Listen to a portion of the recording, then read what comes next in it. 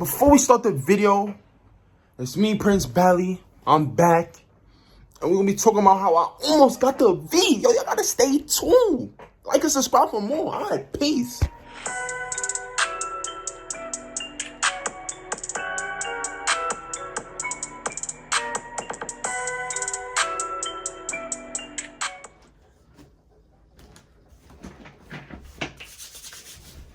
What's going on, YouTube? It's your boy Princeballytv, and I'm back here with another video. It's been 3 months. We're back in action. Alright, yo.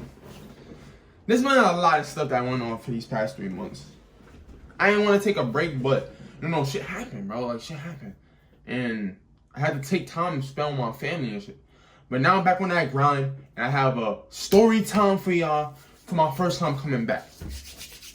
Alright, so we're gonna have videos on the screen. We're gonna have videos on the screen and pictures on the screen of the cars I was trying to get and stuff.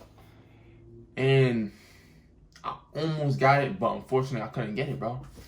Like, every single time we go to a dealership, there was either one place where they didn't have the correct car, or the correct car wasn't good enough.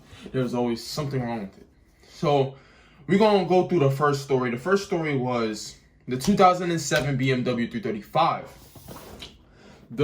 I'm going to put a picture somewhere around here, probably right here. I went there and it was underwhelming. Chip paint. The bumper was broken, basically, and they just painted over it like I wasn't going to notice. My dad was with me, so it was exciting when my dad came because he knows everything about cars. So why not bring somebody that knows so much about cars? And it would be a fun, thing for me and my dad to do. Because, I always wanted to go to a dealership and buy a car. You know what I'm saying? So, ain't no regular V. You know how back in a couple years ago, like 2 years, 3 years ago, like before, not even. It was like a year ago.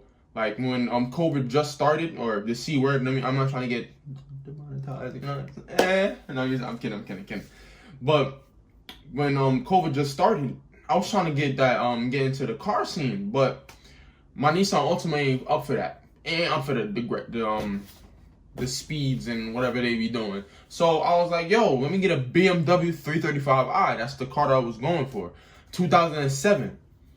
So I go to the dealership. We drive it. It was manual, by the way. So I said, I was getting late with that.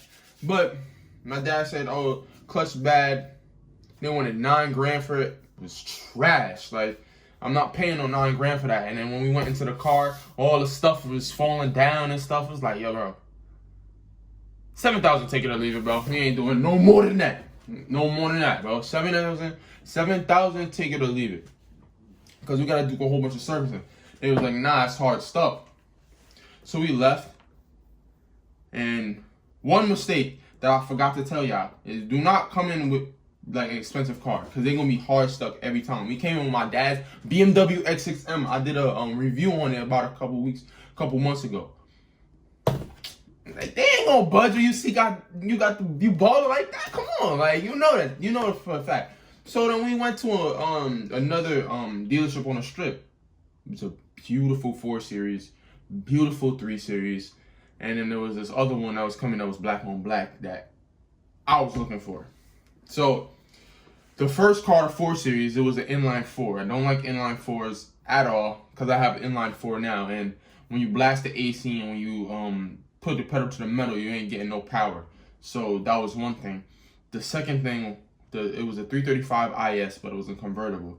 The thing about convertibles, they're E93s, so they don't have that much aftermarket parts available as like a regular one, because they have to go past the reinforcements on the bottom, so you can't put like an exhaust on because there's so much reinforcement they have to put just for it to be road legal. Then you have to then they have to work around the moving parts. More moving parts equals more money to fix. And who driving a convertible in New York? Winter, most of winter is cold, it's freezing, it's literally below freezing. Then most of the summer is like boiling, like my whole body boiling. Like, I ain't trying to do that. And it's red interior, so you know it's gonna be absorbing some heat. So, but it was a sport version of the 335i, and it was a 2014. But that thing was $20K. I can't handle $20K, especially if I'm financed. I can't handle that because I'm doing school, work, and whatever extra activities like this or basketball. So it wasn't gonna work. But this last one,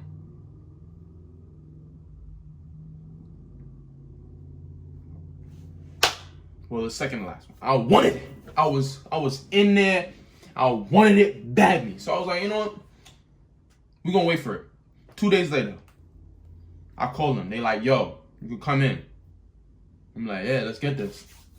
So it was a black on black BMW 335 2011 or 2008. Had the BMW M3 GTR rims, the replicas, but not the official one. There's no official ones anymore. The BBS, you know, the BBS M3 GTRs. If you know, you know. But then it was clean interior, black. It was automatic, but who cares really? Yeah, it sounded great. But one thing is, my dad looked at the Carfax and it had damage. It was damaged and it got in the front end collision. You know those front ends. I don't like front ends. My dad said, yo, front ends, this and that. I'm like, yeah, you're right.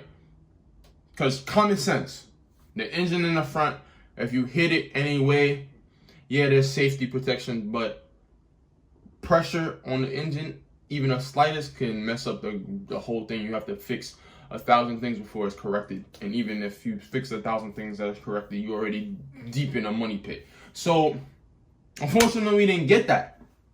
So we started looking around. We found another one.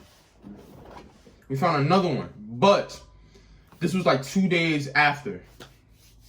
Because I ain't gonna lie, I was kind of pissed. Because, you know, front end damage. And then when they drove it, it was check engine light came on. So God was telling me, like, yo, no, don't buy this shit.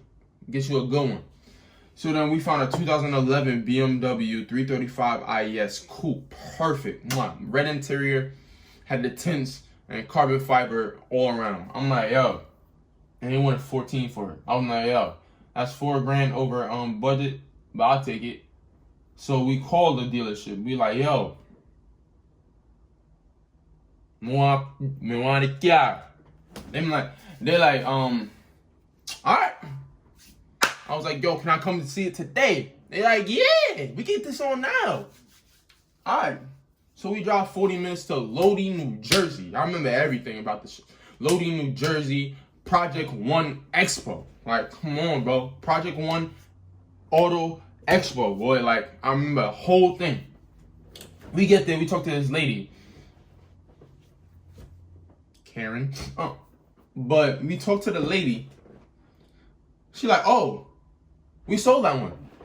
What? Oh! Somebody, oh! He needs some milk. So there was two stuff in there. It was the same 335 IS, the coupe, and then it was a 335 IS convertible. It's like convertibles is everywhere. I don't like convertibles. Don't like convertibles because they're just not viable. Aftermarket wise. So I don't want that. So then, I'm like, are you sure it's not this one? They like, yeah, it's not this one, bro. It's the convertible, because you can already see it's in the mechanic shop and it's already getting fixed up or prepared for the driver. I'm like, yo, this ain't had 61,000 miles. This one had 61,000 miles. Not even. They didn't even know the miles. But it was, the last time it was docked in was like a year ago. It said 51,000 miles. So no matter how fast or how long you was driving, definitely not over 10. And it's definitely not over 15 because niggas not gonna drive a BMW for that much. So I'm like, bro, that's insane. We didn't get the call, bro. Yeah, so that's story time for y'all, bro. I didn't get the call. I'm still looking and trying to probably save up for cash. Yeah, so We're gonna have more videos for y'all. I have a whole bunch of ideas that I've been thinking about for the past 3 months. We probably gonna do some pranks a little bit, man. Not on her, but on somebody else, bro. You know what I'm saying? But yeah. And then we go ask some bunch of niggas mad questions and shit. You know, the regular YouTube shit. And talk about controversy like this EDP nigga. Yeah, so, alright, y'all. Peace.